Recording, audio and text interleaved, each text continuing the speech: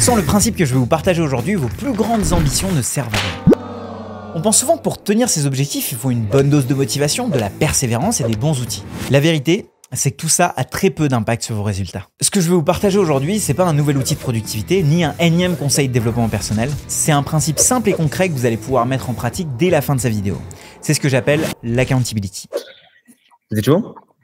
En résumé très simplifié, cela consiste à s'engager vis-à-vis de pairs qu'on respecte afin d'augmenter ses chances de réussite. Vous savez, quand on s'engage devant quelqu'un, on a cette petite dose de motivation supplémentaire. Et bien c'est cette faille de notre cerveau qu'on va venir exploiter pour rester motivé. Alors ça paraît simple, mais en utilisant la bonne méthode, l'accountability va nous permettre de créer un sentiment d'invincibilité face à la procrastination, d'éviter de faire et refaire les erreurs que nos pairs ont déjà faites.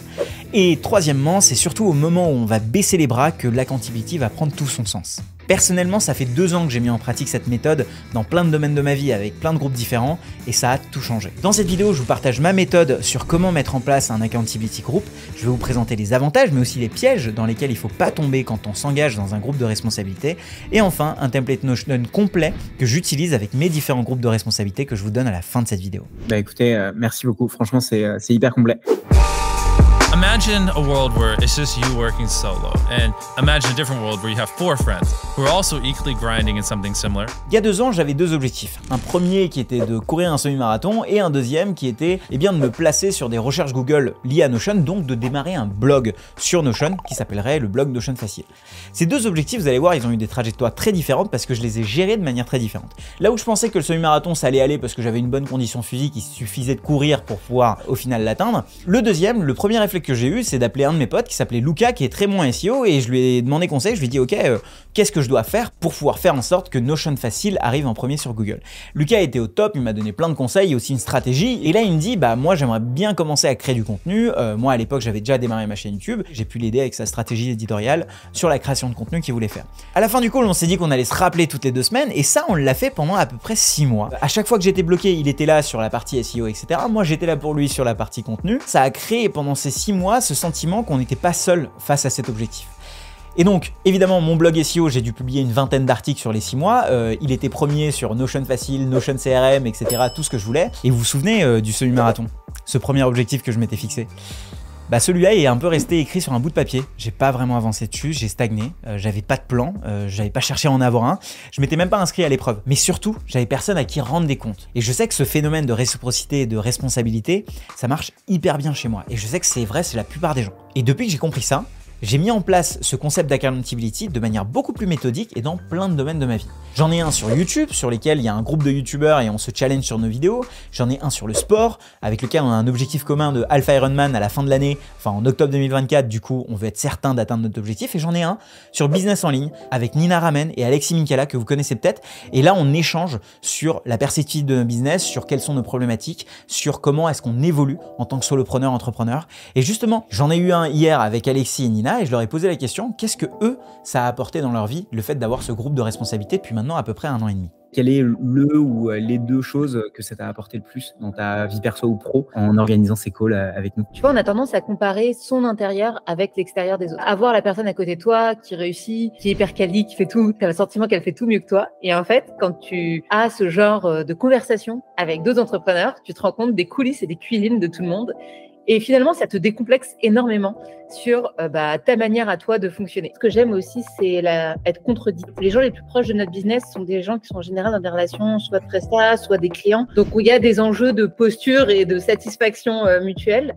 Et là, en fait, on sort de ce prisme et on sort de ce scope où il n'y a pas d'aspect financier. Et on a aussi en face de nous des personnes qui ont un niveau de business et de maturité qui est suffisant pour nous dire « Ok, non. » Ou est-ce que tu es sûr de ça? Et ça nous est arrivé, je pense que c'était les meilleures sessions qu'on a faites, où on est ressorti en se disant « Je suis arrivé avec une croyance ou avec quelque chose que je pensais et je me suis fait dégommer la tête. » Moi, je dirais que ça m'a apporté vraiment trois trucs principaux. Le premier, c'est d'avancer beaucoup plus vite sur mes projets. On arrête de se raconter du bullshit et des excuses. Le groupe, en fait, est là pour te rappeler où t'en es, ce que tu dois faire, ce que t'as pas fait, etc. Le deuxième, d'avancer plus vite sur mes projets en étant plus confiant sur ce que je faisais. On a des visions business et aussi des produits business qui sont suffisamment différents pour qu'on puisse s'apprendre les uns des autres. Et le troisième, c'est un énorme accélérateur de connaissances. On discute avec des dizaines de personnes chaque semaine et en fait, ça nous fait aussi notre veille commune, ça nous décomplexe et du coup tu montes beaucoup plus vite en compétence sur des sujets à la fois très opérationnels, mais aussi des sujets beaucoup plus strates et je trouve que c'est intéressant d'alterner ces sujets-là. Moi, ce que j'ajouterais moi de mon côté, c'est vu qu'on a tous ce syndrome de l'imposteur, etc., on se rend pas compte de ce qu'on fait, comment c'est perçu des autres et au final, nos pairs sont aussi un super moyen de dire et en fait non, Shubham, tu réalises pas ou Nina, tu réalises pas comment toi t'es perçu, moi je te perçois comme ça et ça c'est hyper cool parce que ça donne confiance en soi et aussi ça nous permet de jouer des pions avec un certain storytelling de soi-même en tête. Et la deuxième chose, c'est quand tu avances et que tu fais un chemin, imaginons qu'on fait tous une rando et qu'on veut tous aller à un top différent, au final toutes les erreurs qu'on fait pendant cette rando et pendant cette ascension, on va tous les faire. Peut-être qu'il y en a certaines qui vont être assez anodines et spécifiques à chacun, mais au final le fait de les partager, ça évite que quelqu'un d'autre tombe dedans. Pas toujours, parce qu'on a besoin de faire des erreurs pour apprendre, mais en tout cas, ça permet d'avoir quelqu'un qui a peut-être déjà fait l'erreur, nous éviter cette erreur. Et du coup, ça nous permet d'aller plus vite. Et comme tu disais, Alexis, ça rejoint ce côté accélérateur d'apprentissage. You're all learning from each other's mistakes. You're all constantly studying 24/7 and downloading each other. It really does make a difference. Ça fait 2 ans que je suis dans ce genre de groupe de responsabilité, de co-développement, d'accountability group, vous les appelez comme vous voulez. Et j'ai fait pas mal d'erreurs et aussi j'ai eu pas mal d'apprentissage au fur et à mesure en testant, en mettant en place des choses qui marchaient, des choses qui ne marchaient pas. Et je suis arrivé à une méthode qui marche assez bien maintenant depuis 1 an. J'aimerais vous la partager aujourd'hui. Premier point, le sujet. Ça paraît bateau comme ça, mais un sujet qui est pas assez important pour vous, qui ne répond pas, qui est pas dans un objectif qui est important pour vous, va faire automatiquement en sorte que vous n'allez pas être assez impliqué dans ce processus de co-développement ou d'accountability. Donc prenez un sujet qui est en lien avec l'objectif le plus important pour vous cette année ou dans ce trimestre. Pour ceux qui n'auraient pas encore fixé leurs objectifs et qui savent pas vraiment dans quelle direction aller, il y a évidemment ma vidéo sur comment fixer vos objectifs en début d'année, mais sinon il y a un framework qui pour moi est très utile, c'est BMLM, Body, Mind, Love and Money, qui permet selon moi d'avoir une répartition équilibrée de notre énergie selon les différentes facettes de notre vie, et pour moi il y en a 4. Et du coup initialement moi mon premier accountability group c'était sur Money parce que ça parlait de business, mais petit à petit j'en ai mis dans le sport, j'en ai mis du coup dans Body. Bref, en tout cas je fais en sorte que ça soit un des éléments, un des piliers importants de ce BMLM. Donc soit vous avez vos objectifs définis, dans ces cas-là prenez un sujet qui est en lien avec vos objectifs, sinon prenez BMLM et regardez la partie qui est la plus importante pour vous et faites un mastermind dessus. Deuxième point, le choix des personnes avec qui créer ce groupe de responsabilité.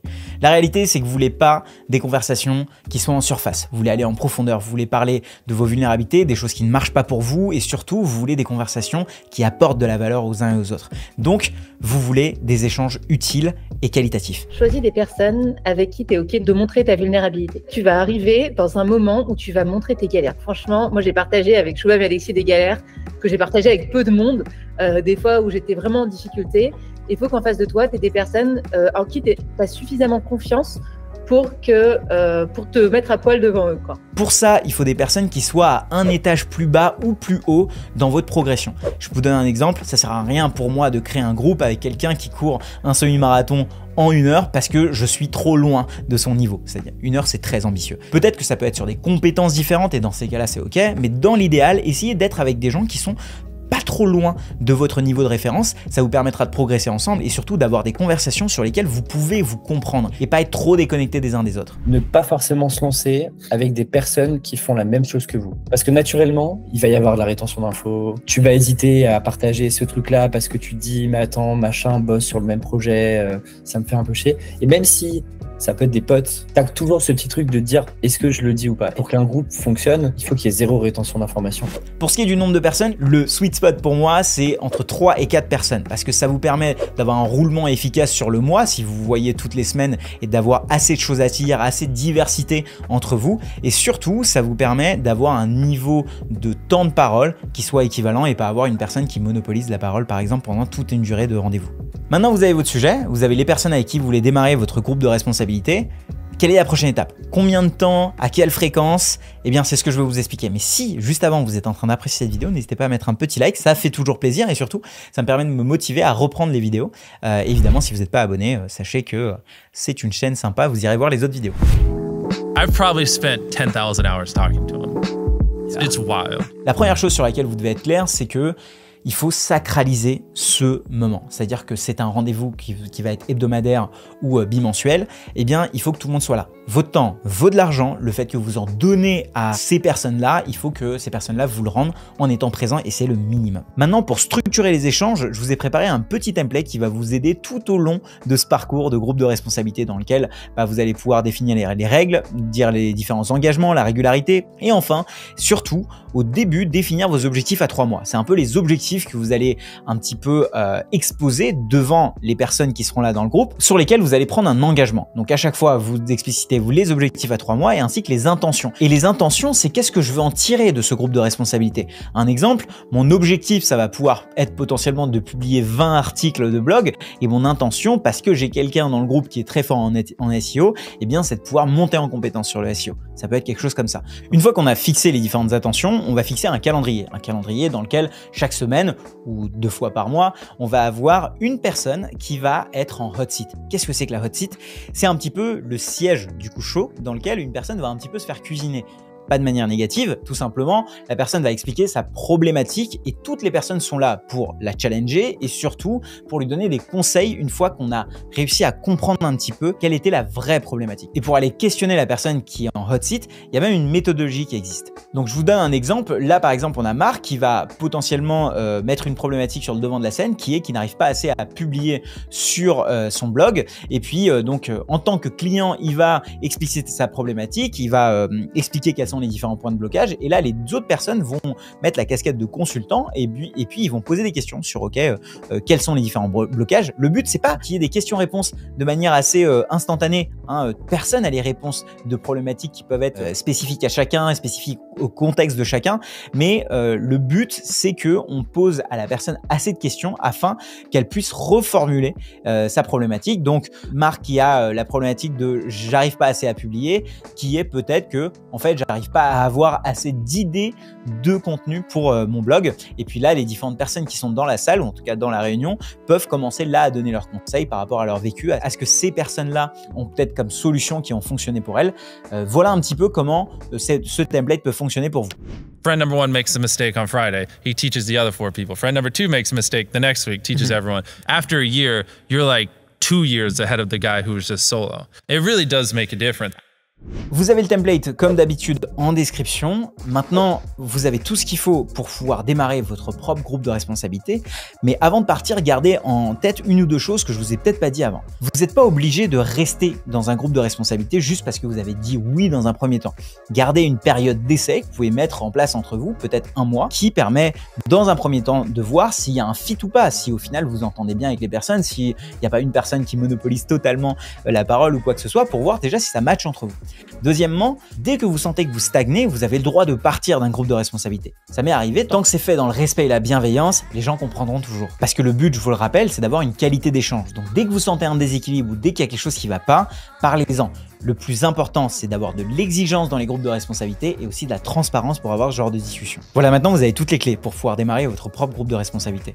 Très honnêtement, hein, sur ces 2 dernières années, c'est le truc qui m'a fait le plus progresser. J'ai acheté plein de coaching, j'ai pris plein de formations et pourtant il y avait quelque chose de assez spécial dans ce collectif. Le fait qu'on se challengeait, le fait qu'on était là sur la régularité, donc sur le long terme, le fait qu'on était très exigeant et aussi très transparent vis-à-vis de nous-mêmes, cette énergie-là, je l'ai trouvée nulle part ailleurs.